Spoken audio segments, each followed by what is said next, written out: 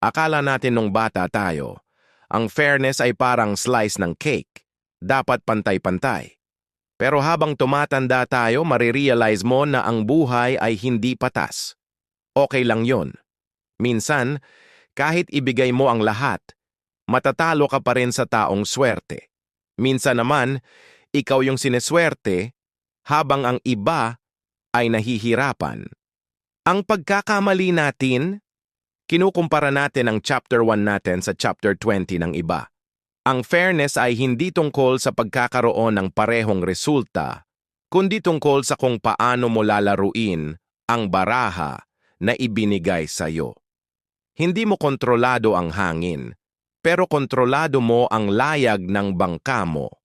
Tandaan mo, ang tagumpay ng iba ay hindi kabawasan sa halaga mo. Focus sa sariling karera.